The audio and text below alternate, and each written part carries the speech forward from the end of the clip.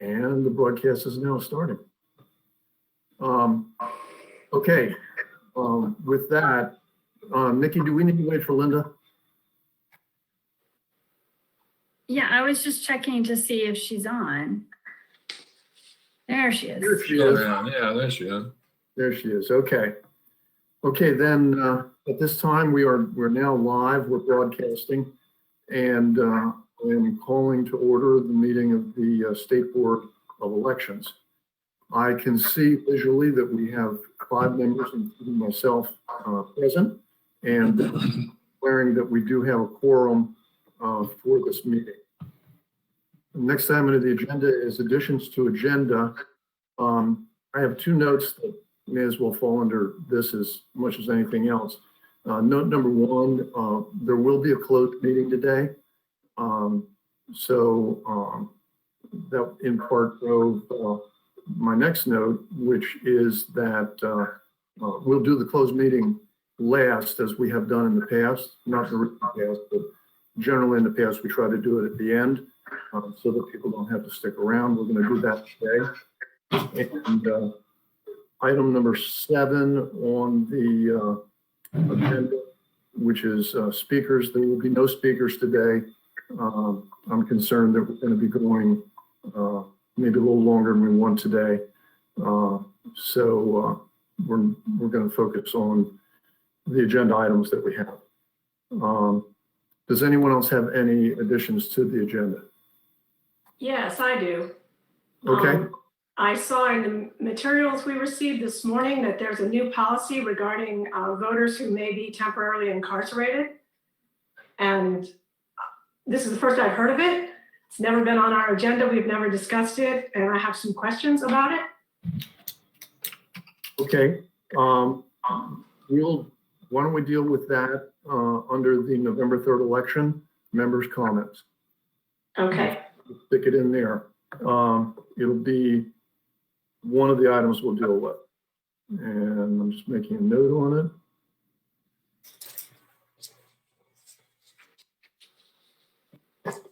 Okay. And we'll pick it up at some point in there.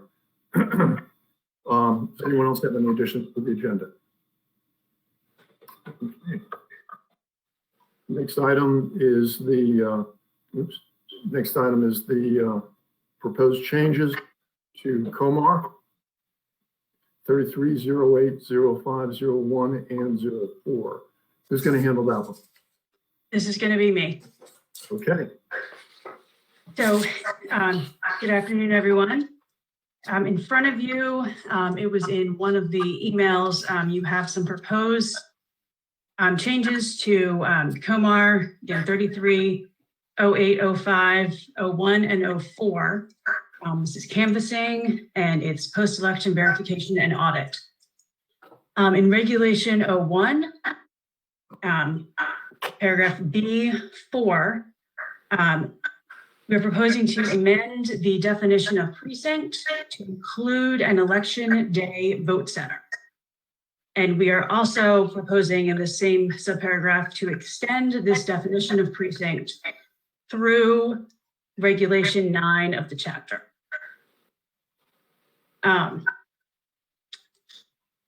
And this is because obviously we will not be using regular precincts on election day. We will be using vote centers. Extending the definition through Regulation 09 of the chapter allows for election day vote centers to be audited as precincts in the manual audit that takes place after the election is certified. In Regulation 04, we are proposing to remove the requirement for the precinct verification and audit of an election day vote center. One of the requirements is precincts with at least 300 registered voters. We are proposing to remove that requirement because obviously polling places defined by precincts with a predetermined number of registered voters are not going to be used on election day. Instead, we will retain the 5% requirement with the minimum number of election day vote centers to be audited at 1. And this is an emergency change, so it would only be in effect for this election, for the general. Okay, any questions? Anyone have any questions? Okay.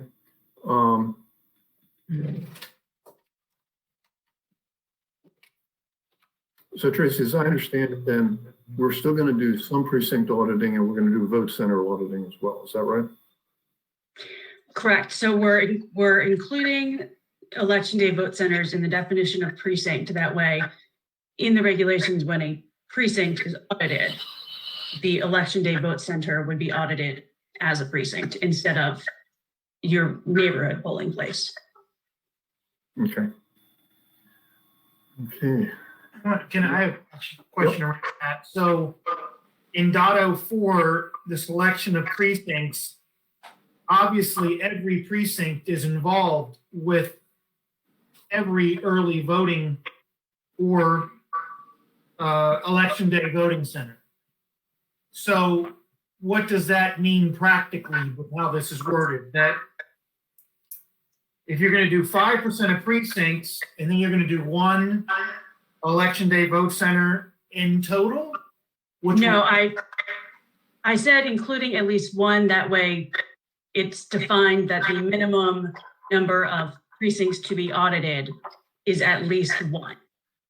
This is for section 4. This is for the manual audit. And after the election, within 15 days of the election, you as a board will select randomly the precincts to be audited. And in this case, you will be selecting from election day vote centers. Which encompass every precinct in that municipality. Right. In a normal election, it would be every precinct would be, subject to possibly being randomly selected. But the first parameter for that is 3 precincts with 300 voters. But we're not using, the precincts with the predetermined numbers. We're going by the whole local board.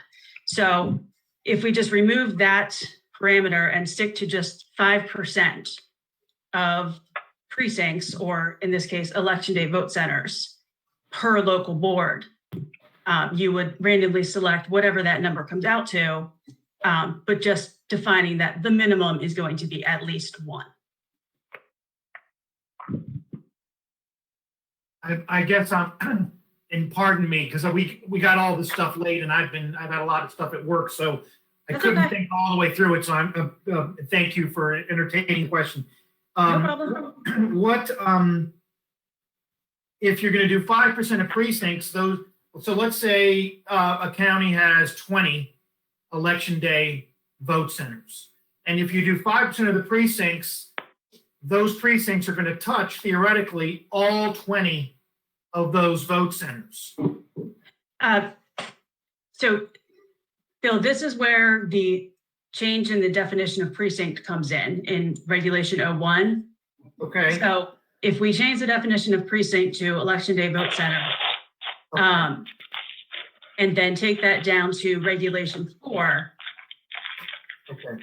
the term precinct in this scenario would be the election day vote center. So it wouldn't be 20% of precincts as we normally know it. In this scenario for this year, it would be really 20% of the election day vote centers. Okay. Does that make sense? We're still providing precinct level data for voting post-election. We are.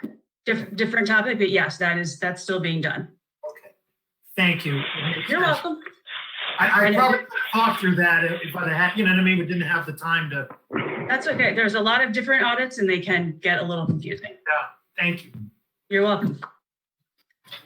Any other questions, comments, discussion? Okay, hearing none, the chair would entertain a motion to approve the proposed changes to COMAR 33.08.05.01 and .04. May I have such a motion? So moved, Mr. Chairman. So moved. Okay, I'll take that as a move and a second. All those in favor say aye. Aye. Aye. Opposed? None. Motion carries and the changes are approved. Thank you. Yes, ma'am. Okay, that would be all for regulation changes. The next item on the agenda would be the November 3rd election. And we have our term of art phrase, members' comments, meaning those things which we're interested in regarding the election. And I'd like to start off and just talk about the numbers of ballot requests and get a sense of that. Who'll be handling that? Okay, it's going to be me. Okay. Good afternoon, everyone. We've gotten over 650,000 requests in.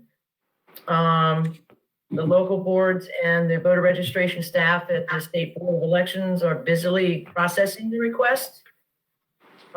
Give you a brief update on the data processing center. We're continuing to work as hard, as fast as we can. The one located at the Maryland Vehicle Administration is near finalization.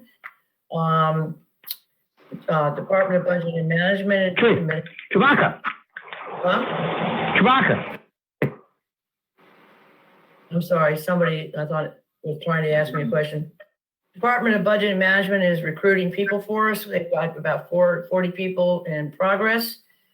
We're also working with the University of Maryland system for a second data center.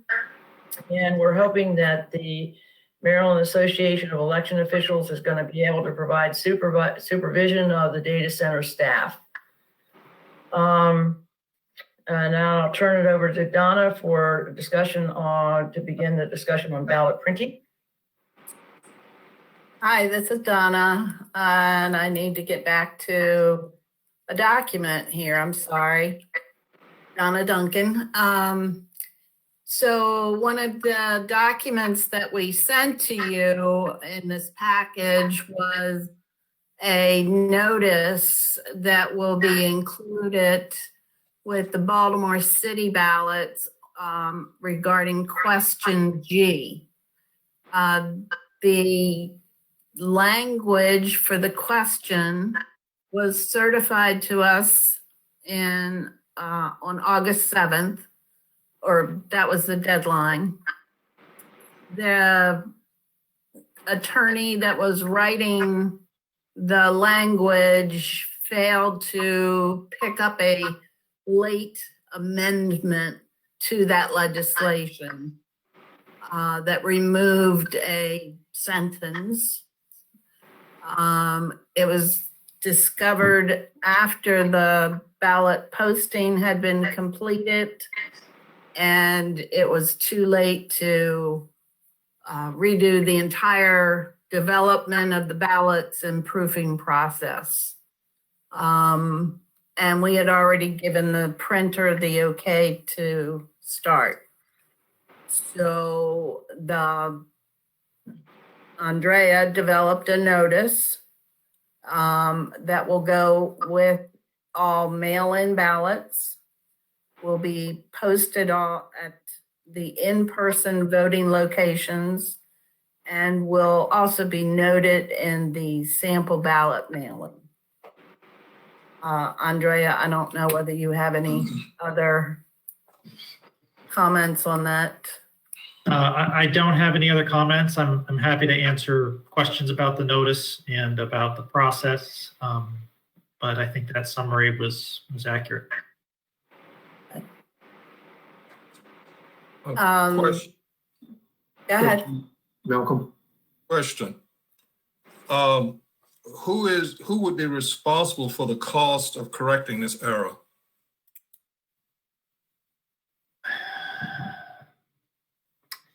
Well, in terms of, I don't think that the statute, clearly states that there is a, allocation of costs based on the source of the error. It provides for when there is a error in the ballot or a correction needs to be made, and it's after the printing has begun, then the state administrator has authority to determine the proper way for adequate notice to be provided voters of the error.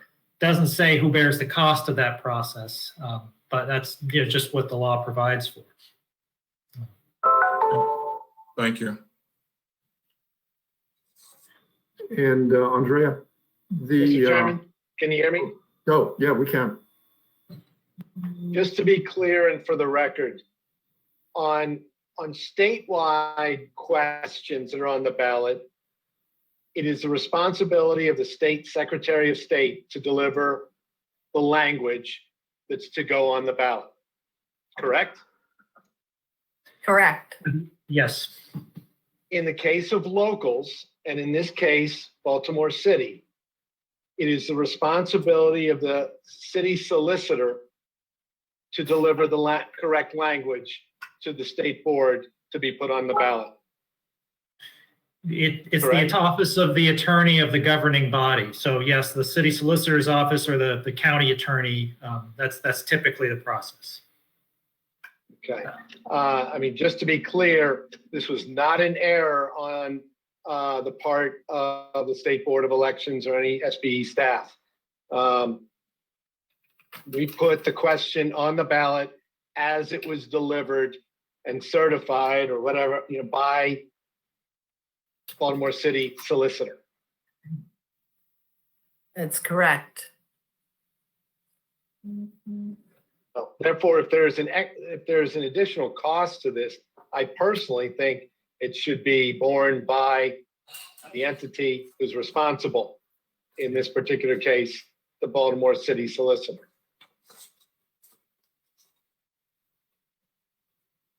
There may not be a specific statute for that, but it's something that has occurred.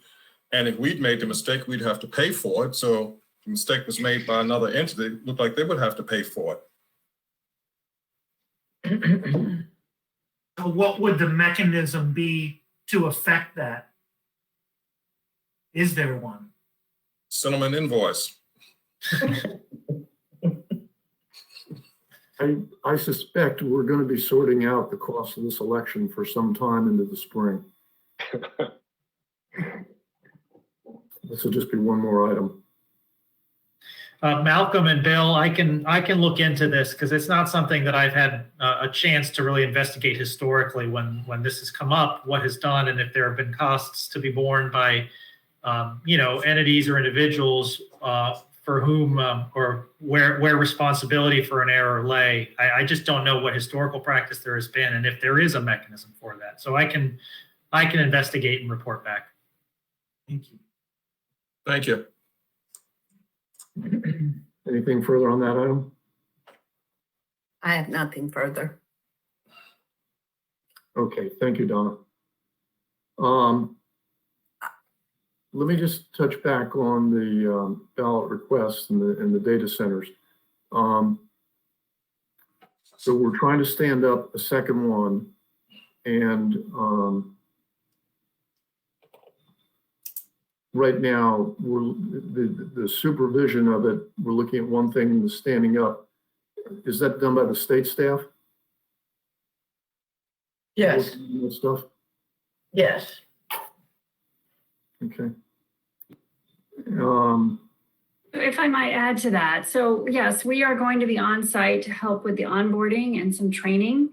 But one of the challenges is managing that on an ongoing basis for several weeks. And so that is what we're also looking for the Maryland Association of Election Officials to help with. Okay. And how close are we to having the initial data center set up? How close do we think we are on that one? I think we're looking at trying to open it a week from Monday. Okay.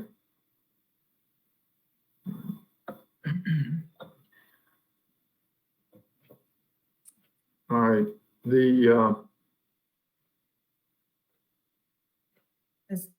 Mr. Chairman, I have another item regarding ballots. If Sure, go ahead. that's where you'd like. Mr. Chairman, Donna, hang on a second. PJ? Sure. sorry, Donna, before you get to the ballots, just so I understand, Linda, you just said looking at opening those data centers up a week from Monday, right?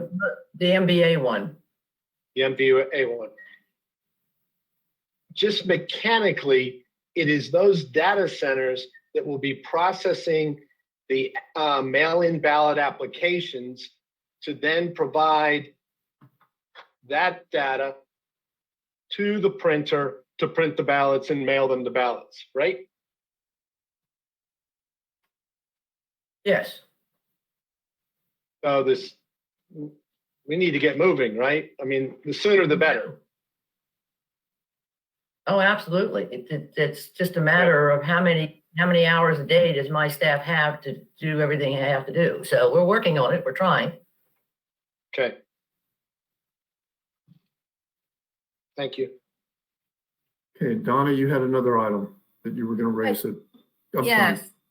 Yes, I'd like to, speaking of the ballot process, let's say one of our primary printers for all of our in-person ballots is single point sourcing. They basically commit their entire shop plant to the ballot printing process for, I'd say, 3 to 4 weeks. And this year, because we are doing precinct level ballots, the printing is expected to be close to 20 million ballots. The first part of that process is the test decks. That is the pre-marked ballots that the local election offices will use to test each and every voting scanner prior to its being deployed to either an early voting center or a vote center, or used even in the election office for counting the mail-in ballots. So those are expected to be delivered today. And then the actual truckloads of in-person ballots are expected to be delivered on September 25th. So, and it is truly truckloads, tractor trailer truckloads that pull up to these local election boards, loading docks, and fill up rooms full of ballots, so that they need to then sort out for each of the voting centers this year. So I just wanted to give you an update on that major project. Well, speaking of major projects, the printing itself, how's that going? What's new on that? Well, Donna just talked about the printing for the in-person voting, which is the vendor there is single point sourcing. So that's what she talked about. So that's early voting and election day. I'm going to talk a little bit about the printing of the mail-in ballots. And the first thing I want to let everybody know is that we have selected Taylor Corporation, a Minnesota-based company, to produce and mail our mail-in ballots for the 2020 general election. They have the ability to provide up to 4 million ballot packages, which will far exceed our need. And just to also let you know that this is part of a multi-vendor approach that we've adopted to meet the unprecedented demand for specialized printing related to the 2020 general election. So as you know, the production and distribution of applications for jurisdiction-specific mail-in ballots the posted paid return envelopes, as well as the jurisdiction-specific mail-in and in-person ballots requires a high degree of customization. Runback election services was used to produce and send about 4 million ballot applications and postage paid return envelopes. And then, as Donna just said, that single point sourcing was to used to produce early voting and in-person early voting and election day envelopes. We are also currently getting sample ballots and ballot packets from other vendors as a contingency. I want you all to know that we conducted an extensive review of Taylor Corporation's capacities, capabilities, and are confident in their ability to perform the quantities we need and the quality we need in ballot production. And I'd like to turn it over to Nikki for just a few descriptions of some of the things that we have done in that regard. And then we have 2 other topics. Great. So as Linda said, we have asked them, we've done some extensive review of their abilities. They have the capacity, first of all, to print more ballots than we need. I mean, Linda talked about they can produce 4 million. They can produce more than 4 million, which of course we will not need. We required that they submit multiple rounds of ballots for us to test. They've also printed ballots for Clark County, Nevada. And so Linda reached out to the election director there, as well as the state election director, to get their feedback on the performance of Taylor, and received very positive reviews. So we have certified them as a ballot printer. And we've also confirmed with them their ability to meet all of our timelines, so that we start mailing ballots later this month for, at this point, it's well over 500,000 ballot packets. And as well, their ability to deliver the packets. So one of the things that you as the state board talked about and put in the June 2nd election report was looking to see whether a vendor could enter the ballot packets into the mail stream locally. And Taylor has that capacity. They plan to produce their packets and then ship them out, private shipment, directly into USPS facilities in Maryland, which, as we all know, will dramatically reduce the transit time of those ballots. So for those reasons, we're confident that they can help us produce those packets and get them delivered to voters who are requesting to vote by mail. We did initially divide the contract between the printer that printed for the primary and Taylor. And we assigned it because of the capacity concerns of the printer from the primary.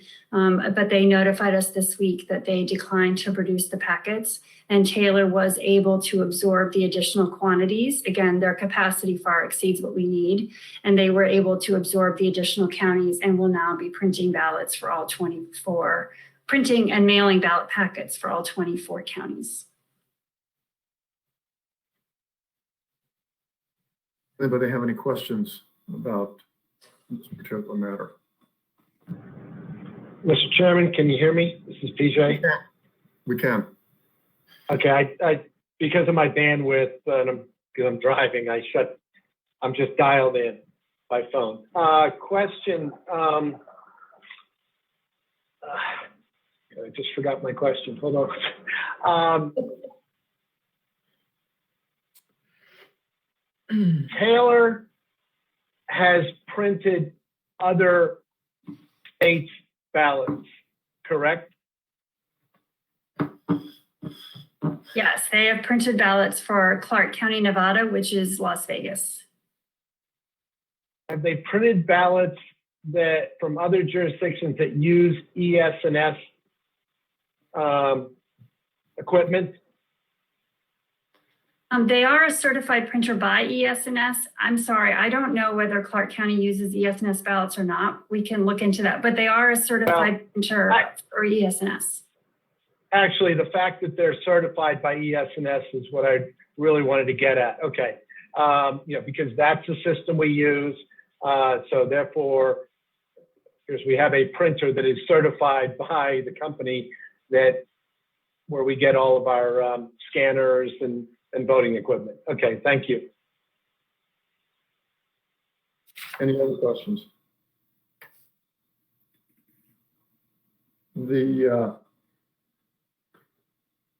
Are we, and I frequently ask this question, are we on schedule, even with this change that we have had to make? Are we on schedule on our printing? Are we hitting the milestones? Are we on the glide path? We are. We met with Taylor this afternoon, just before this meeting, and confirmed that they are on track to mail. It's about 6,000 ballot packets next week for our military and overseas voters. As you recall, we have a federal deadline that requires that we, that we transmit ballots to our military and overseas voters 45 days before the election. That day is Saturday. And we are on track to deliver. They're on track to put 6,000 ballot packets in the mail next week. And then on track later in September to deliver the first round of ballots packets. That's obviously a large number. That's everyone who's requested up to a date this month. And then after that, it will be daily files. And they've committed to doing that all the way through towards the end of October, when they stop mailing and the local boards take over. We had, I think back in the primary area, one of the things we talked about post-primary or post our discussion of what happened with the printing. We talked about having a kind of a trust but verify concept. That was something that our administrator felt strongly about. How do we sit on that as far as Taylor's concerned? So they have agreed to all the additional steps that we have asked. So we have added a daily reporting starting next week, where they provide us a status of everything that's happening. We've also asked for them to at least weekly randomly pull ballots off of their printers, machines, whatever, and FedEx them into states so that we can read them and scan them to make sure that they're counting. They will provide on request additional documents that we need, like, for example, proof that they've been delivered into the United States Postal Service, which is something we typically ask for to have evidence that we've complied with the federal act for the military and overseas voters. They can provide us with exports and data on the status of all the ballot packets. So everything we've asked for, they have agreed to provide, and we'll start getting those daily updates on Monday. And ballots off the printer next week once they start printing those ballots for our military and overseas voters. Anyone else have any questions or comments on this particular issue? This is PJ. Just kind of a comment. You know, when anyone did their application for the mail-in ballot, they subsequently receive an email from the State Board of Elections saying, "We've received your application. You should receive a ballot 30 to 45 days prior to the election." And while that's accurate, you know, especially when it comes to the overseas, the military and overseas, because the deadline for those to be mailed out is the 45th day before the election, which is September 19th. I'm making more of a public statement. If you don't receive your ballot on September 19th, please know that it's in the works. I don't want people to panic on the 45th, 44th, 43rd day. Where's my ballot? Thanks, PJ. And I think that's an important, right. We do send that. It's a standard email that we want to cover both our military and overseas voters as well as our domestic civilian. But our priority is to get the military and overseas voters out. Their ballots typically have a much longer way to go. And then we roll right into the domestic and civilian, the rest of us, we roll right into that. But that will be it'll be at least 30 days if it's already been requested. And we'll have those in the mail to voters later in September. And one other request, you know how you can go on to the SBE website and you can see, look up the status of your request. And, like right now when I go in, it says application received. I ask that to every extent possible, can that database be updated as quickly as possible, so people can see where they are in the process. My application was received, my application has been processed, my mail-in ballot has been, I forget all the different steps that it shows, but the more up to date that is in real time, I think the better off we're all going to be, and the more at ease the voters are going to be. We do update that site nightly. It gets its data from MD Voters, the system that we use to register voters and process requests for mail-in ballots. So as soon as that database is updated that night, the website will get updated. So it's as current as the database that is used to register voters, change address, and request mail-in ballots. Okay, thank you. Anyone else on this subject? Yes, Yes, sir. Mr. Chairman, Nikki. Now, we had the former vendor and we had some difficulty with them. Is Taylor more expensive, less expensive, or about the same? It's a great question, and you're going to like the answer. They're actually cheaper. Oh, okay. The packet size varies by quantity, right? So the per package, there's a variance, but generally it will be cheaper per packet from Taylor than it was with our prior vendor. Okay, thank you. Thank you. Anything Maybe they'll pay for the error. So we have two more things. Do you want us to proceed? I know we have, you had indicated to me you wanted to go through some of the ads. Is that one of the two things? It is. Okay, I'd like to do that last. Kelly raised the question about the incarceration outreach. And I thought we would do the ads at the very end. But did you have something else besides either of those two items? I do. I was on a national call this afternoon before this meeting with my colleagues around the country. And it was reported to us that the United States Post Office is mailing out to every registered voter or every person in the United States a generic postcard telling them how the election process works. For example, how that you can request an absentee ballot and so forth. And of course, in states like Washington and Oregon, voters don't have to request anything. They get automatically sent a ballot. So that's wrong. And it was pointed out several other things that are incorrect on the postcard because it's so generic and each state is so different. They couldn't possibly have covered everything. And apparently they repeated the same information on a website without distinguishing between the states. And I'm trying to stop the mailing of this postcard to Maryland residents because it's only going to cause mass confusion. Yeah. But I thought I'd let you know about it. I'm very disappointed that the National Postal Service would do that. My colleagues around the country are infuriated, as we all should be. But I have not received any confirmation whatsoever from postal headquarters that they've been able to stop the mailing. So just wanted to let you know about that. Have they indicated a willingness to try to stop it? No, they haven't indicated anything. Okay. And what authority would we have to stop it? Wouldn't that have to come from Congress? No, it's a post office decision to mail this doggone thing out to everybody. They could stop it. If it hasn't already been dropped in the system, they should be able to retrieve it.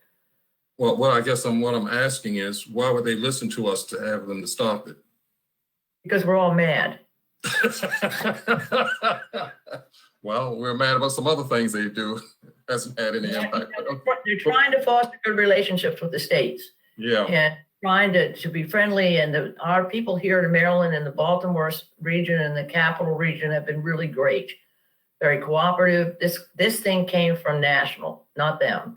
And I asked them to reach out and I emailed, I don't know what Dan's title is, but I emailed one of the people at national headquarters and said, if this is your mistake, fix it. So right. we'll Okay. see what happens. Yeah, okay. Yeah, because there's enough confusion already without them adding to it. Absolutely. Okay.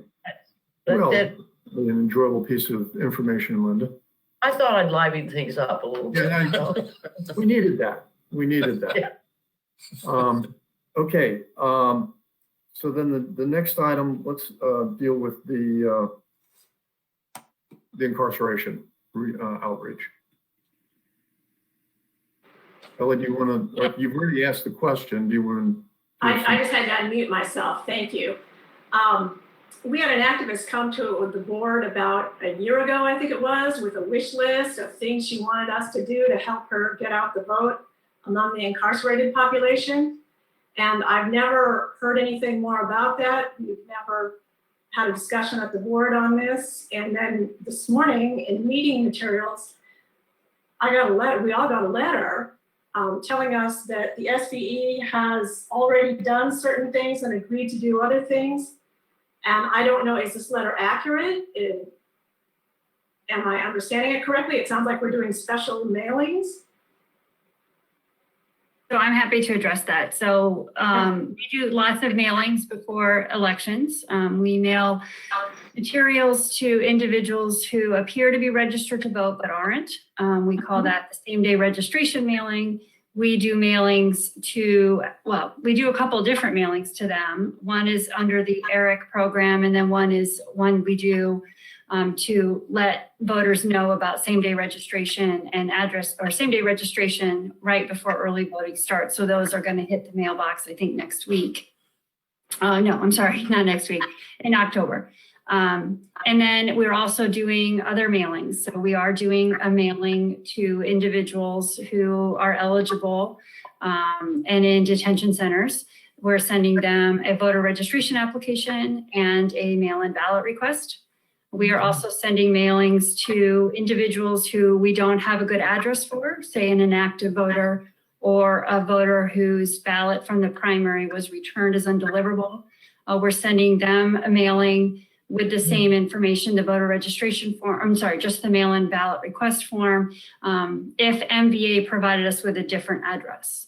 So we do a whole host of mailings, and yes, we are doing a mailing to of forms to individuals who are eligible in detention centers. Right, it sounds like it's special forms, information specifically for voters in local correction facilities, two-sided voter registration application, two-sided application to request a mailing ballot. It sounds like we're sort of designing forms. No, it's the same forms. It's the same form that's on our website for voter registration, and it's the same form that we sent out to almost 4 million voters with the mail-in request. The only thing that's different is just the letter that accompanies it to explain who's eligible and who isn't and what they need to do to participate. But the forms are the same forms that we have on our website and mailed out to 4 million people. Okay, so all we're doing is a mailing? Yep. And we get the names and addresses from the people who run the detention centers? So we received from the Baltimore City detention centers are actually run by the Department of Public Safety and Correctional Services. So it's a state agency that manages those facilities. And under their own policy that they adopted last year, they twice, well, I guess I'm going to say it a different way, about a couple months before every election, they generate a list of people who are eligible, and they provided us with that list. So for individuals in Baltimore City detention centers, they are getting an individual mailing. For the individuals in other detention centers around the state, the other 23 counties, there's just a series of packets that are being mailed. They're unaddressed. It's the letter, it's the 2 forms, it's the same prepaid postage envelope that we all got in the mail if we hadn't requested a ballot. And then we're asking the detention centers to distribute them. Okay, that makes it a little more clear. Thank you. You're welcome. Anything else on that, Colleen?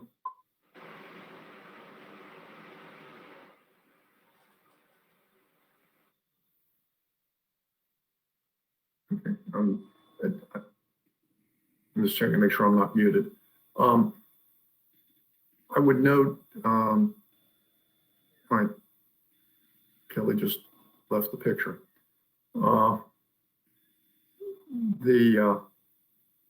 That there is actually a statute, and when we had the speaker, and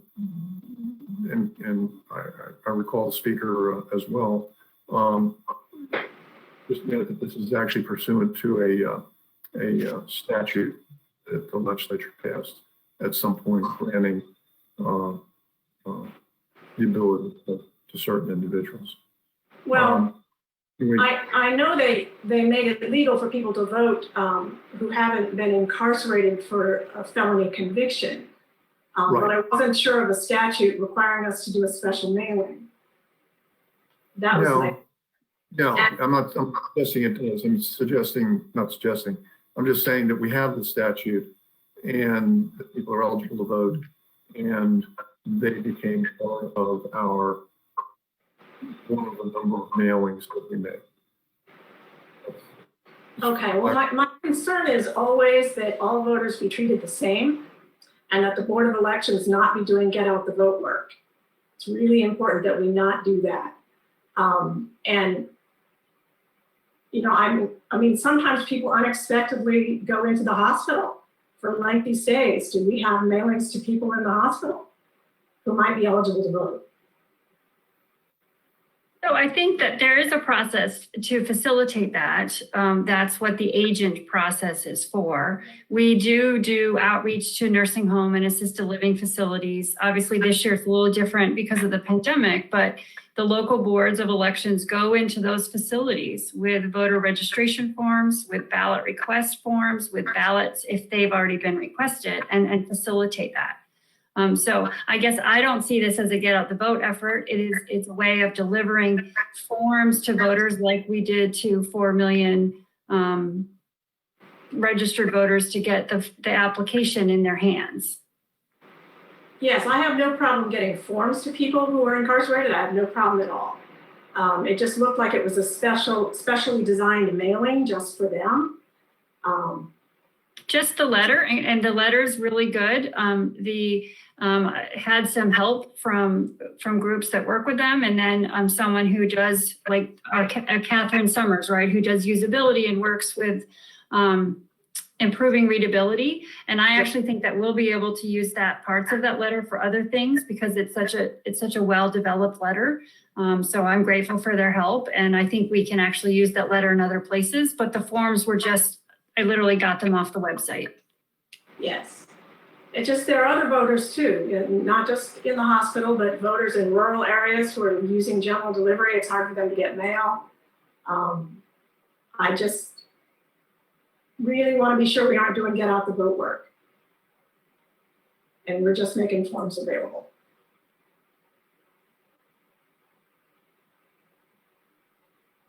Anything further on that from anyone? Okay. With that, we'll move on to the next item, which would be, assuming the technology is up, the ads that we are going to be running. Right, so I'll let Donna do the narrative, and then I'm having a little technical problem with the TV ad, so I think I can only play the radio ad, but it's good. But I'll let Donna talk, and then I'll try to do the radio ads. Okay. Hi, this is Donna Duncan again. I just wanted to first give a big sigh of relief, I guess, that we have this team on board helping us And right now, one of the big assists, I think certainly Nikki and Linda and I are feeling, is that we are referring a lot of the press inquiries to them, and having them be able to answer some of the routine questions, or maybe educate some new reporters on the Maryland election process, or explain how this year is so different. So that is helping us immensely. In turn, once they have that conversation with these folks, they take a look at our website and information that we have and add to it and develop more content. So that's, hand to hand there. They're also preparing press releases for us in accordance with the calendar of events. I guess our current phase is check your registration, register to vote if you want to, and apply for a mail-in ballot. And Nikki, if you want to. Okay, let me see if I can do this. I'm going to share my screen. But I have to do share audio.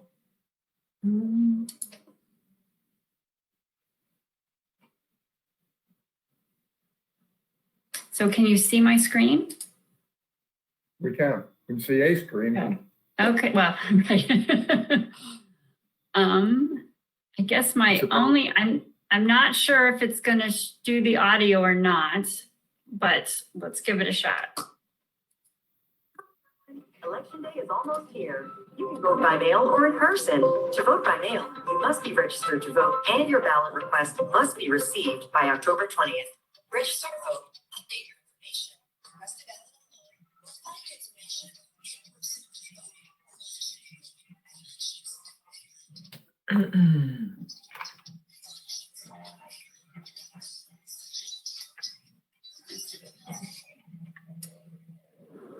Did you all hear that? No. Oh. And after the first couple of words. Yeah, we could hear it at the very beginning and then it sort of faded out. All right. Well, I know how to do it on Zoom, but I don't know how to do it in this meeting. So I'll see if I can get some technical help and we can come back to it if that's okay. I'm so sorry. I did call. This might be a problem. Always worth the effort. Yeah, sorry. I'll see if I can, again, I learned how to share audio in Zoom, but I don't know how to do it here. All right. Your screen is still up. Oh, thank you.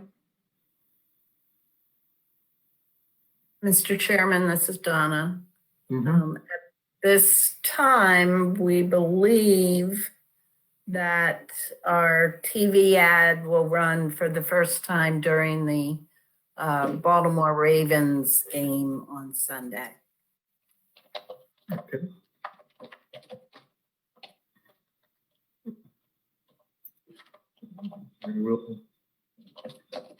And I'm sure that it will work much better than we're able to make it work here in our board meeting. What's a Baltimore Raven? Yeah. I'll have to admit, we're probably not quite the draw that they are. Does anyone else have anything regarding the November 3rd elections that they'd like to raise? I've exhausted my list. I think the administrator has exhausted hers, and Kelly brought up her one point. Does anyone else have anything? Okay, hearing nothing, then I think the next item on our agenda is approval of early voting and election day centers. And I'm not sure who's going to be handling that, but I guess we'll just get, what we'll do is the same thing, go through them by county. And I believe we have one BMD request as well from Baltimore City. that correct? Yes, that's correct. Aaron says correct. Therefore, it must be correct. So we can handle that when we do the Baltimore City voting centers and early and election day voting centers. With that, whoever's going to be handling it, go ahead and take it away. I will. We'll continue this and wrap this up. So you have on your screen, I'm sorry, I only have one monitor today, so I'm a little hampered. You have on your screen Anne Arundel. So Anne Arundel is proposing to add 3 additional election day voting centers. One at Arnold Elementary, one, they're not all marked on here, one out here on the west side, and I can't remember the third one. I don't know if David Garris is on the phone. This means that 98.5% of their voters are within 5 miles. I'm not sure it really helps with coverage, but it fills in a couple pockets. Is David Garris on the line? Yes, I am. Oh, yeah. here. Okay. Yep. Thanks. Good afternoon. Yeah, we're proposing to add Arnold Elementary School in the Severna Park, Arnold area, Van Bocklin Elementary School in the Severn area, and the final one was Lindale Elementary School in the Linthicum area. Okay. Now, Van Bocklin, I mean, it's an elementary school. I don't recall it as being particularly large. Go ahead. Van Bocklin is going to support Heritage Community Church. They're both in the Severn area. Van Bocklin is, in terms of the room size, it's over 3,000 square feet. So we'll have plenty of room to run the vote center there. It has about 100 parking spaces, including the bus lanes. It's in one of the on the heat map, it's in one of the yellow areas that wasn't completely covered before. So this only serves to give us more coverage in the county. Well, don't get me wrong. Anne Arundel County, I mean, certainly from my perception, I'm not down in the trenches, but certainly is one of the leaders in pushing on the envelope on this. And I applaud you, and I think it's a great thing that you're putting these things in, and you know, that you're being assertive about, you know, spreading this out and covering your population. So I've got nothing but compliments. But when you say you're going to use Van Bocklin, are you going to use, and you may do this in other places as well, I don't recall if there's a gym there, or are you talking about where you would sort of use different rooms for different purposes? What's your plan for that? I'm just curious. Van Bocklin we're going to use the lunchroom at Van Bocklin. Okay.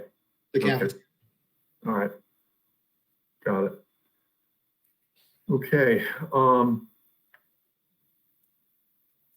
You still feeling comfortable about the election, Dave? Yeah. We were able to add the 3 when we got our response for our election judges, the recruitment that we've been doing. We were able to add the 3 additional sites. So we're feeling good. Excellent. That's wonderful. Anyone else have any questions? Yes, Mr. Chairman, this is PJ. Dave, just give me your total of early voting centers and total of election day, you know, and early voting centers. You know what I'm asking? We'll have 7 early voting centers, and now we'll have 31 election day vote centers. Great, thank you. Anyone else? Okay. Thank you, Dave. And with that, we can go to, I believe it's Baltimore City, but the next item. Again, whoever's running it. Right. So it's Baltimore City. Sorry, I had to take the map down. I'll put the map up. I just need to look at my notes. Sure. So I'm going to present the Baltimore City both their early voting proposal for 8 early voting centers as well as their election day. So we'll start with early voting, 8 early voting centers. 2 of them you've approved, they've been used before, but 6 are new. And this 8 includes what we refer to as that bonus site, right? The one in the code that allows every jurisdiction to add an extra one if they have the approval of their governing county body, which we have a letter from the mayor here. So let me display the Baltimore City early voting.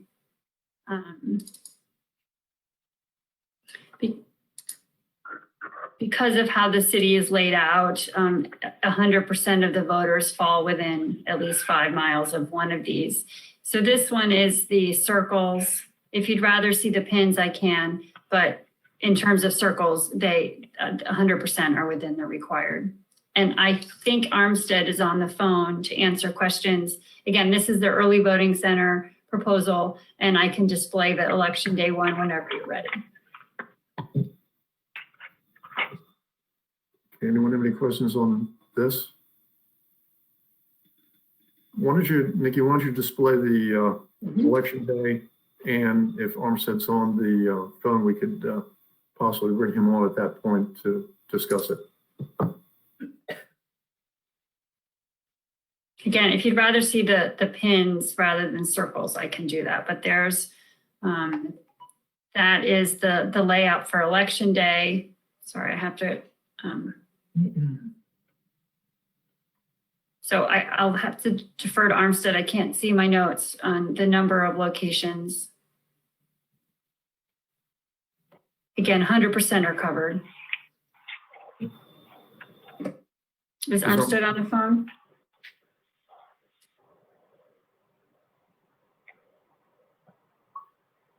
David, can you unmute? You hear me? Armstead, yep.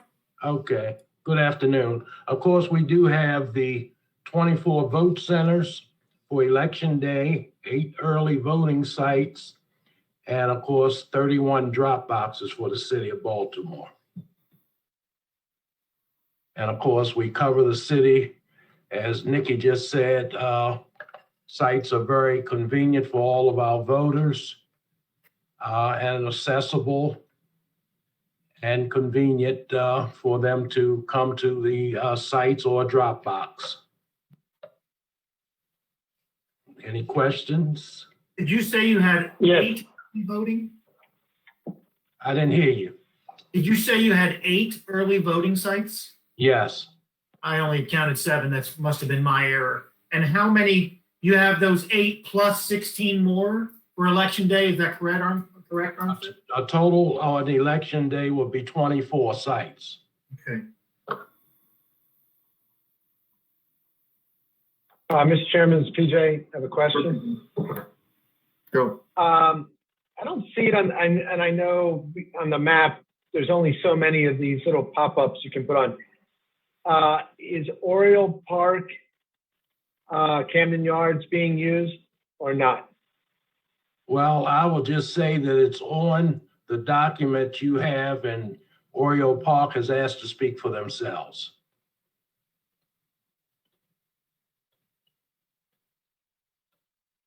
Okay, I'm confused by that.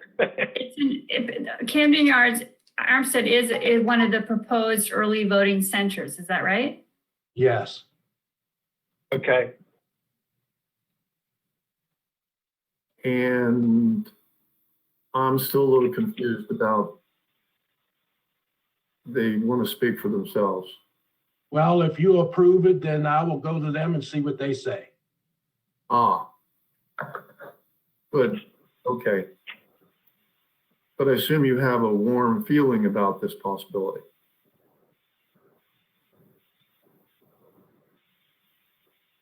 Very well. I'll say we'll see what they do.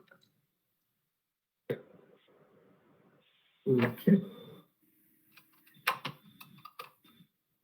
How are you fixed on election judges? How are you looking in that regard? Too many. I don't think we can have too many. Well, you know, when you look at the amount of sites and how many people you need in a site, you really only need, if you go per day, it's still a large amount of folk, but then they have to get the training. So then you'll lose some people. Mm-hmm. Do you feel good about the numbers you have? Yes. Do you feel good about being able to move your electorate through the number of sites that you have for voting, both early and election day? Yes. Okay, good. Mr. Chairman, I have a question. Yes, sir. Armstead, what is your contingency plan if Camden Yards decide no go? You have a contingency plan? Yeah. Early vote center? Yeah, well, we are only scheduled and by law to have 7, and we are asking for 8. So if we lose one, we still have the 7. Oh, okay, sweet. All right. No contingency plan then, all right. Well, we do have one. We are only required to have 7. No, that's not what I mean. You wanted 8. If one of those 8 says no, what is the contingency plan to continue to have 8? That's basically what my question is. And you're saying you don't, you just go with 7. I didn't say I didn't. We will Well, make. do you have a contingency plan for an 8th site? We will make the necessary adjustments. Okay. Do you see the need for 8 sites because you put in for 8? I know you're. Well, we felt that in order to cover the whole city, that we would ask for 8 sites and have larger sites because we do have like Morgan on that list and BCCC. A lot of those are larger facilities just in case a lot of people decide to come to the sites to vote instead of doing the vote by mail. Okay. Okay, thank you. Thank you. Any further questions regarding? Yeah, Armstead, this is Bill Velp, Armstead.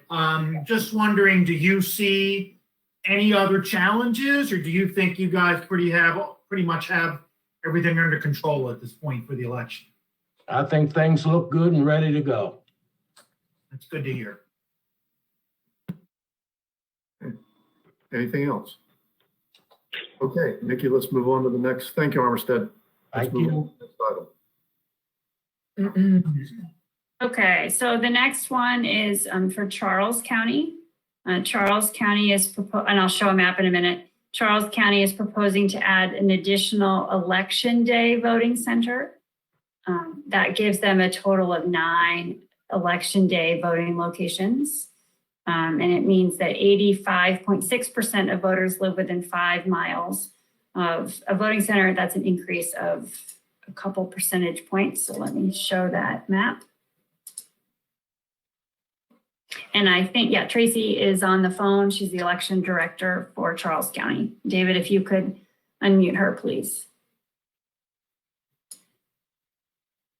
I'm here. Thank you. Does anybody have any questions regarding Charles County? This is the new site where my cursor is. Okay.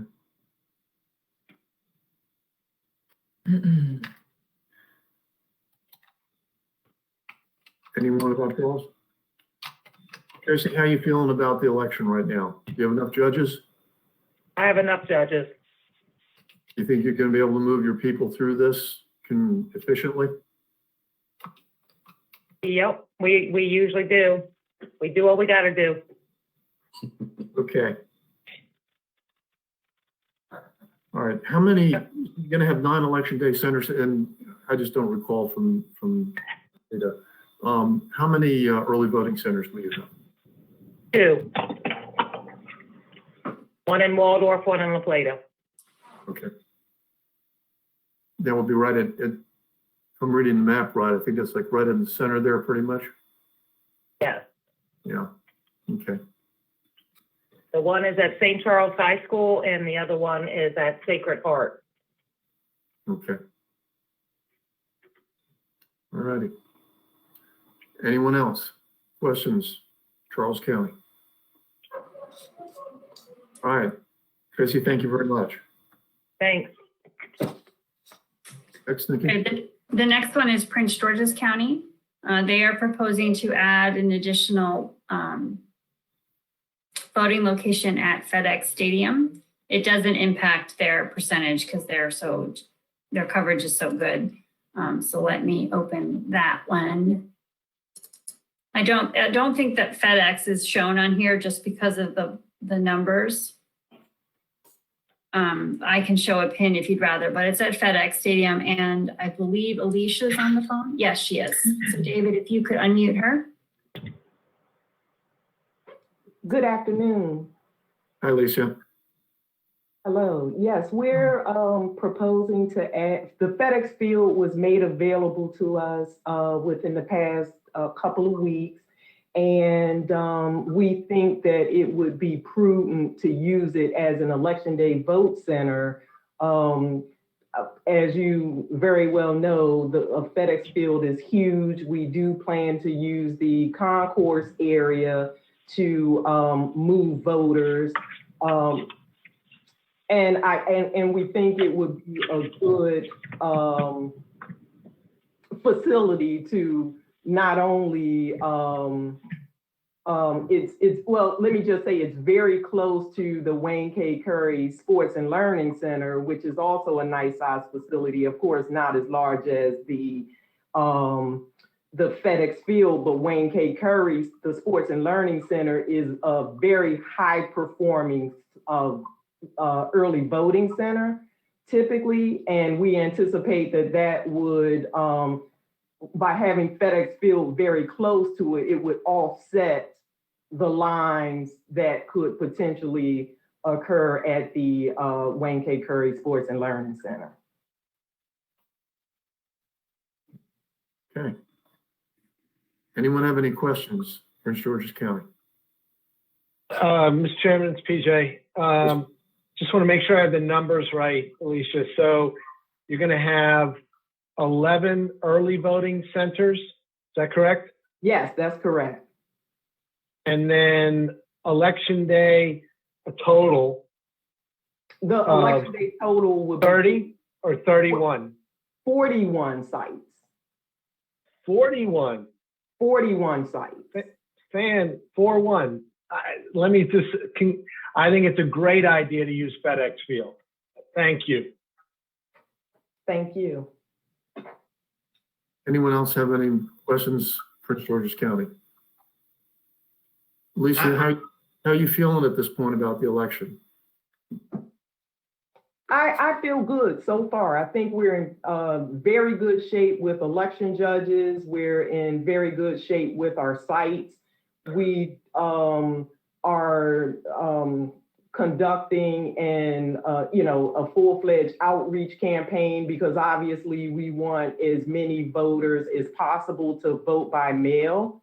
And then, if they are not interested in vote by mail, then we are encouraging voters to vote early. We just really don't want all of our 41 sites on election day. We want to minimize the lines and the crowds for election day. And that certainly makes sense. You think you're going to be able to move your people through on election day? We do. Okay, Based on our current plan, I think we'll be in good shape. great. That's good to hear. Anyone else, Prince George's County? Yeah, Mr. Chair, this is Bill Bell. I just wanted to say in general, I love how PG and these other counties are coming back and they're kind of up in the game even. And I think that speaks to how everybody is really now coming to terms with the resources and just really working to do everything they can to make election day and early voting a success. And I'm really happy to hear that. And thank you for your efforts, Alicia. Thank you. Okay, anyone else? Thank you, Alicia. And next item. Nikki, you're Okay, I'm muted. Sorry. The next one is St. Mary's. So I don't know if you want to continue or you want to vote on all of those and then talk about We St. can- Mary's. So I the think- election officials can Yeah, I leave. think what I'm going to suggest to the board is that at this point, just because it's going to be more clear, that we take a vote on the 4 counties that have presented to us. Also, I understand Baltimore City is requesting additional 4 BMDs per site. Is that correct? Somebody? Aaron? Yep. Yes, this is Erin. Yes, they want to have 4 ballot marking devices to each of their election day vote centers. Okay. Thank you for remembering. Okay.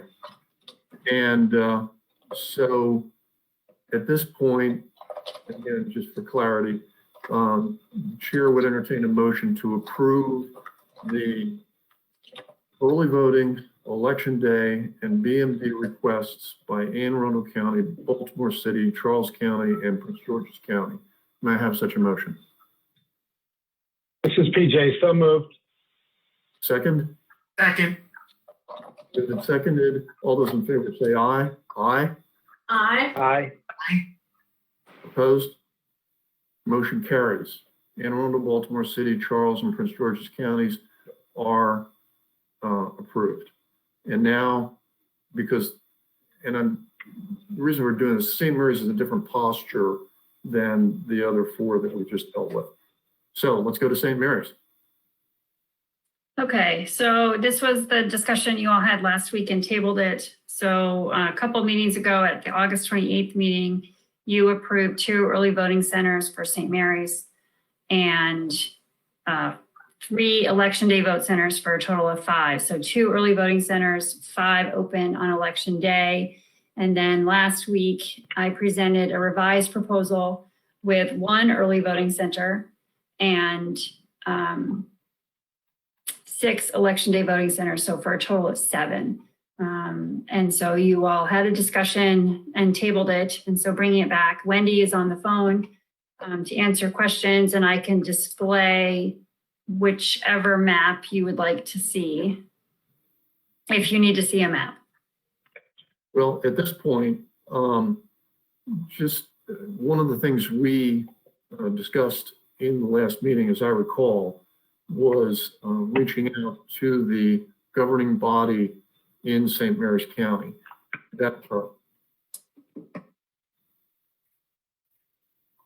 Yeah, Linda, do you want to share that?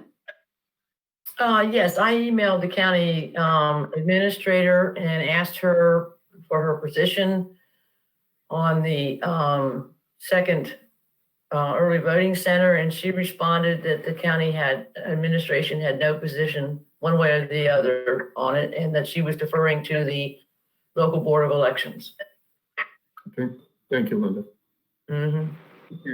So the posture that we're in, I believe, is that the governing body has deferred, and the local board is asking us to reverse our approval, our prior approval of the 2 early voting centers and 5 election day centers. So, you said Wendy's on the phone? David, could you unmute Wendy, please? Thank you.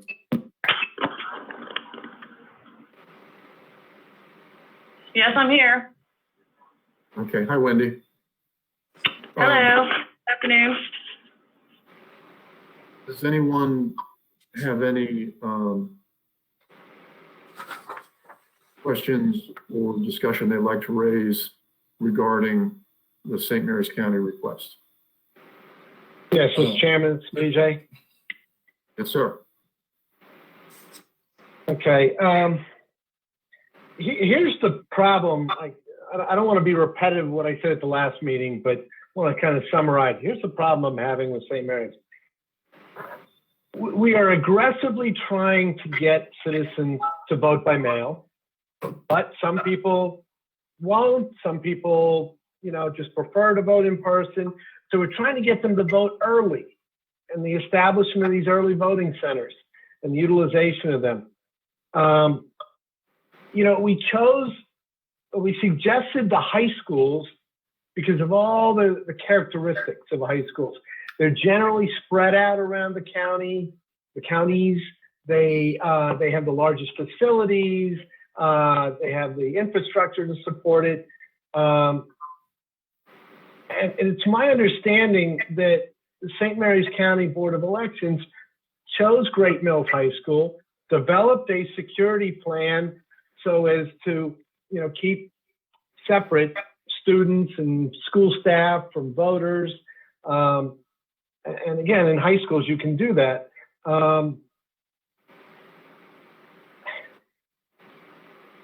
They advertised that there would be a early voting center on the website at Great Mills High School. Now Great Mills High School says, or the Board of Education says no.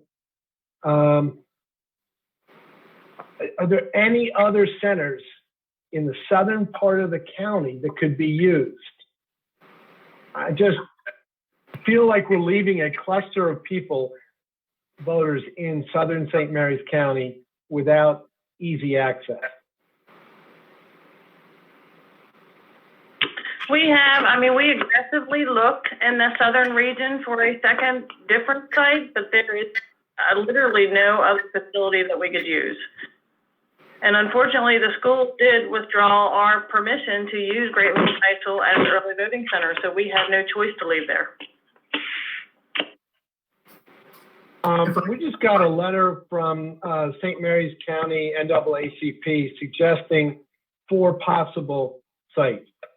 Carver Recreation Center in Lexington Park, Chesapeake Charter School in Lexington Park, Lexington Park Volunteer Rescue Squad, and then the 4th, it says a Rite Aid located at the plaza in Lexington Park.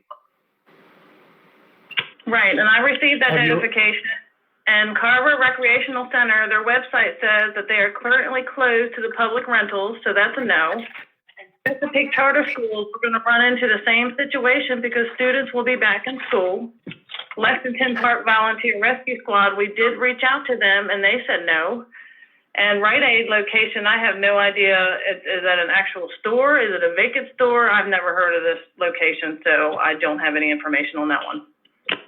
Yeah, I don't know if you noticed with the tone of my voice, I kind of wrote off number 4, Rite Aid. Mr. Chairman, obviously, and actually I'll ask our AG to confirm, we can't force a locality to have a certain number of early voting centers. The statute requires 1 and then gives the option to have an additional over the number that you're allocated based on your population. There's nothing we can do about it, correct, Mr. Trento? Well, I think that the statute does the additional voting center that any jurisdiction can obtain under 10-301.1 requires that, and again, the language is imprecise in the statute, but I'll read it to you again. In addition to the early voting centers required by the statute, each county may establish 1 additional early voting center if the state board, in collaboration with the local board and the governing body of the county, agree to establish an additional early voting center. And so, based on how that sentence is structured with where the commas are located and so on, the parties that need to agree on the establishment of an additional early voting center appear to be the State Board of Elections and the county governing body. The duty for the State Board of Election, though, is to operate, reach that decision in collaboration with the local board. Now, I don't interpret collaboration mean that the local board can veto that. So, I think there's a little bit of play in the joints here. And I think the statute probably contemplates that everybody's going to be on the same page. But ultimately, the agreement has to be between the State Board of Elections and the county governing body. And so, if that answers your question, that's about the best I can do. I understand. Thank you. Anyone else? I would note that we actually have two issues that would affect this. One that Mr. Hogan just brought up and Mr. Trento addressed, which is that we would be expected to act in collaboration with the local board, and the local board, through the elected director, is saying, now we're really only going to have one. But the pragmatic issue, and we've addressed this before in this board, is that the local board, and I'm just going to say it's my position, I'm not going to go with the board and suggest that the board has a position. We did not evolve a position. But we generally we defer to the local board. The local boards know what's down there. As Mr. Hogan was speaking, I was looking at the same letter, and I had the same questions that he did, which was, what about these other locations? Why are we not using those locations? Because as anyone has watched this board meet over the last 2 months, certainly could not be otherwise than under the impression that we want to maximize the number of voting locations in every jurisdiction. But the election director has told us why those suggested locations don't work.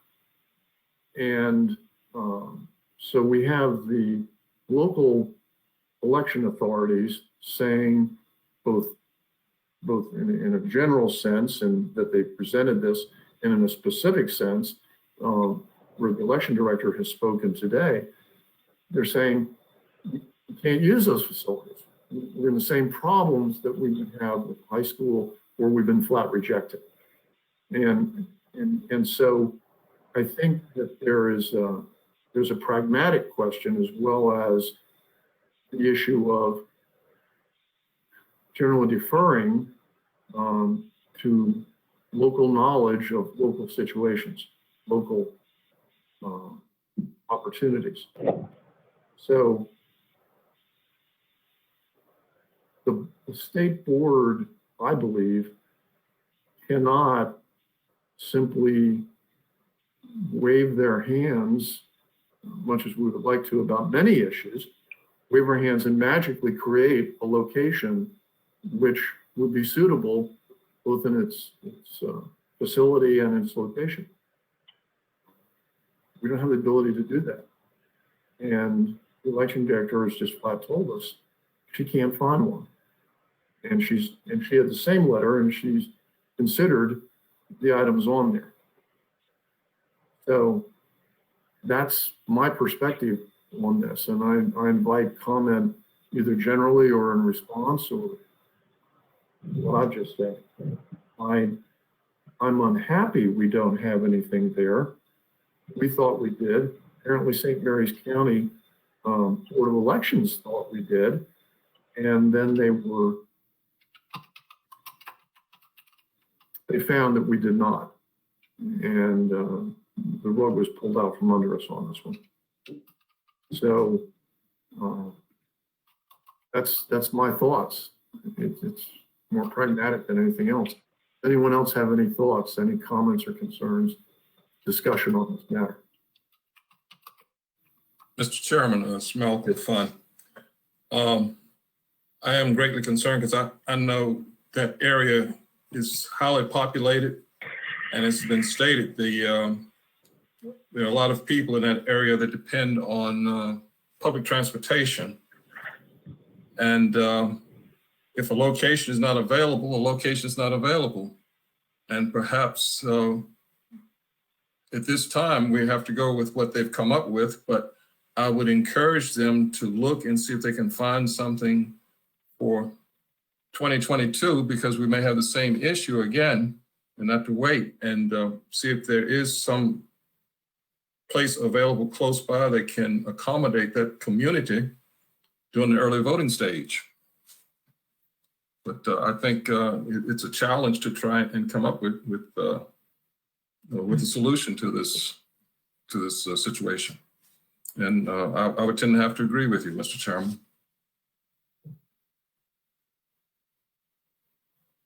And it does not pain me to say that, sir.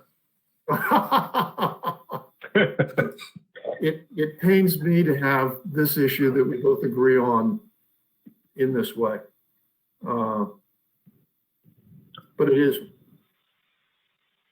we have the situation on the ground and that's what we have. At this time. Mr. Chairman, this is PJ. Yes, sir. The last thing I'm going to say on this issue, we're all pained by it. I ask Wendy, encourage Wendy, beg Wendy and the St. Mary's Board of Elections, do as much as you can with drop boxes in the southern part of the county. That's it. And that's certainly a good point. And I'll even go further than that. If St. Mary's County, and this is me speaking as chairman, obviously, but if it should happen that St. Mary's County finds a place that suddenly opens up and it's suitable and they have the resources to staff it and they have the time to pull it together, all of which is extremely iffy. But as once you know that this board will meet to approve that. I think that we are running out of time. And I think that a variety of professional elections officials in their minds when I said that actually changed my words to we have run out of time. So with that being said, at this time, the chair would entertain a motion to approve the amended request by St. Mary's County as to their early voting and election day plan. May I have such a motion? Anybody? Don't be shy. So moved. Moved. Second. I reluctantly second it. All those in favor say aye. Aye. Aye. Aye. Opposed? Aye. Opposed? Oh, that was a late aye to approval. Oh, okay. I'm just checking. I was muted. None opposed. Motion carries, and St. Mary's request is approved. Wendy, you still there? Yes, I'm still here. Okay. Good luck to you. Hang tough. Thank you so much. Thank you. I know it's been trying. Definitely been trying, but we're going to try. I know you will. I know you will. All right. Thank you, Wendy. That concludes item 4B. And we now move to item 5 on the agenda, which is old business. And does anyone have? Chairman, Yes, sir. Did we approve the additional marking device for Baltimore? D? We did. 4D? We did? That was a part of that motion. Oh, okay. Broad approval motion. The early voting centers. Yeah, I didn't check it off on my agenda. I'm sorry. That's okay. So, but thank you, because there's a number of times that I'm going to miss something, and it never hurts for somebody to be raising it. Old business. Anyone have any old business to raise? Mr. Chairman, a question? Can you Yes, hear sir. me? If we can. So we've now approved all early voting centers and all election day centers for all 24 jurisdictions. Is that correct? I'm not going to touch that question. Administrator, Deputy Administrator? Yes, that's correct. Okay. There's your answer, Mr. Hogan. And if my totals, my crib sheet totals are correct, I show we approved 81 early voting centers and 317 total election day. That sounds about right. Now that we have them all done, we'll put them all and total them up. Okay, and the other total I would like, and I know you've been working on it, but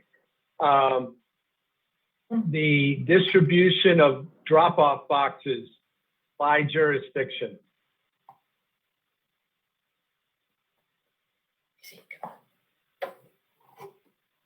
Yeah, sorry. Yeah, we'll get that next week as well. Okay. Great. Any other old business? And just a comment, it's a phenomenal number of, St. Mary's County, that's a phenomenal number of early voting centers and election day centers in the midst of a pandemic. And I congratulate all of the local boards of elections and thank all of the people who are stepping up to be in the midst of a pandemic. Thank you. Well said, Mr. Herring. Any other old business? Any new business? Item number 7, we did not have, there were no speakers approved today. Next item is campaign contributions.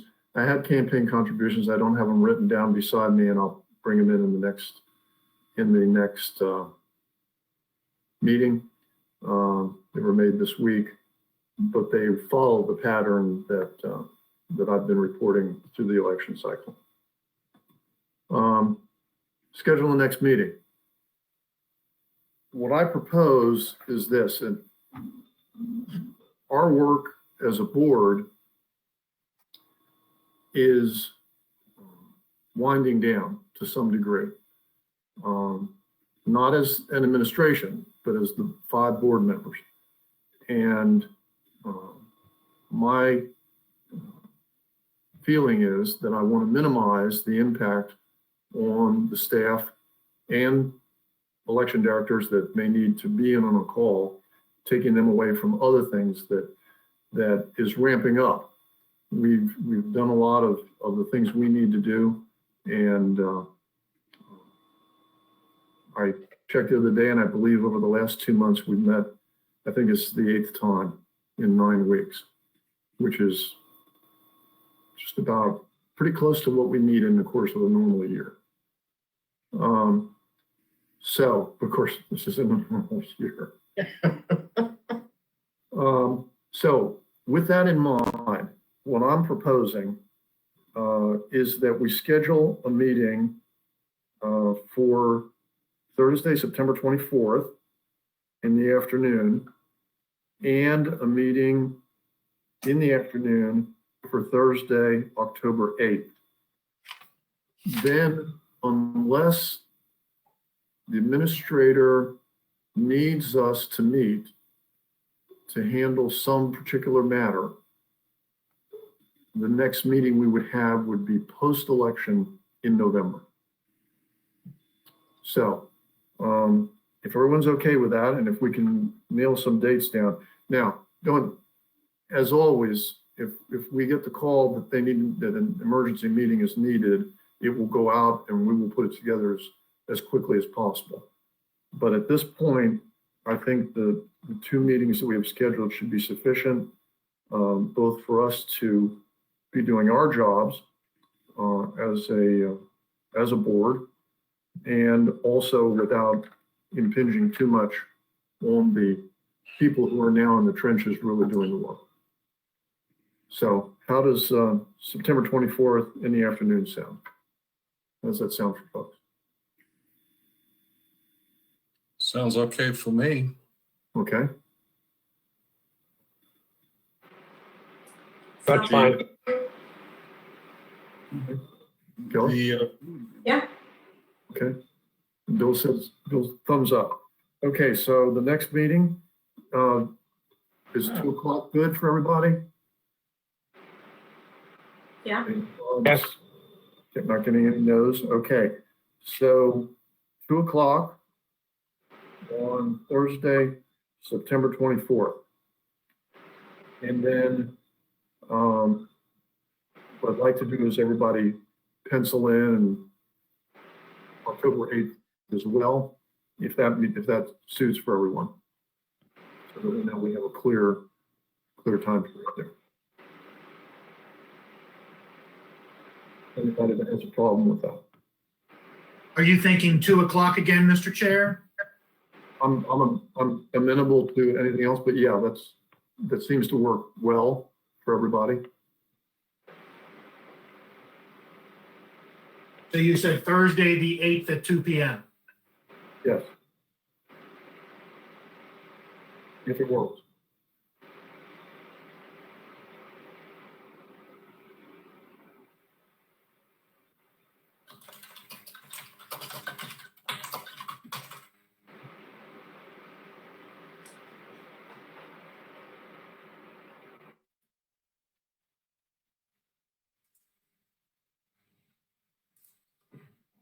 Good?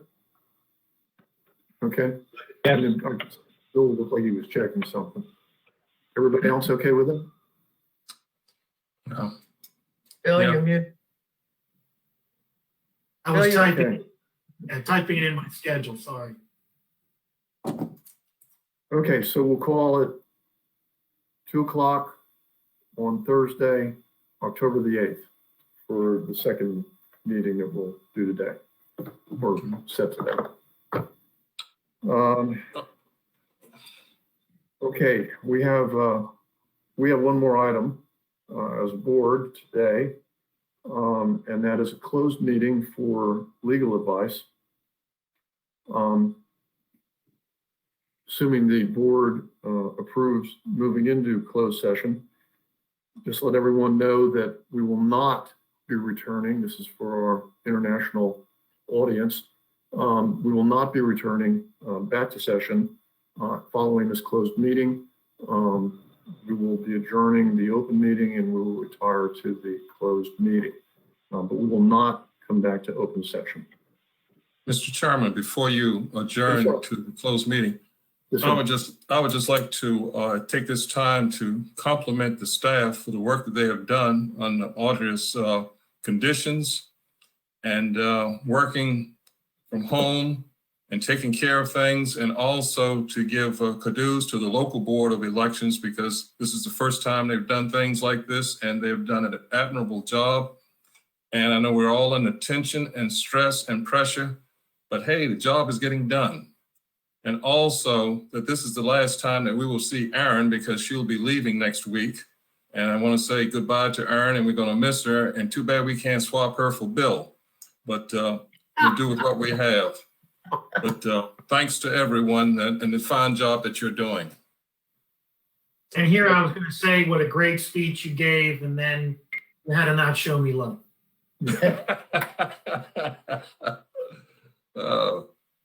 And with that, the board will now consider whether to meet in closed session to consult with counsel, to obtain legal advice and consult with staff on potential or pending litigation as permitted by section 3305, B7 and B8 of the general provisions article. Meeting in closed session would allow members of the board to seek and obtain legal advice with board counsel without waiver of the attorney-client privilege. May I have a motion to meet in closed session? So moved. Second. Moved and seconded. All those in favor say aye. Aye. Aye. Aye. Motion having passed, the board will meet in closed session in accordance with exemptions B7 and B8 of section 3305 of the Open Meetings Act. And as to the board members, before I move to adjourn or ask for a moment to adjourn, it's now about 3:43. I'd say let's take about a 10 or 12-minute break before we start on the closed meeting. And then we'll reconvene at about 3:55, so just before 2 o'clock. I mean, before 4 o'clock. Mr. yes, Chairman, before we adjourn, I think we should pay remembrance and recognition to the 19th anniversary of 9/11 and the lives that were lost, and keep those in our minds. And we'll never be in another situation like that again. Hopefully not. Well said. Well said, Mr. Fund. It's one of those times when, yeah, never mind. And with that, thank you all very much. See you in closed session in about 10 minutes. Okay. And Thank you. This meeting, actually, we should say motion to adjourn, but we've lost most of our people. I'll just adjourn the meeting.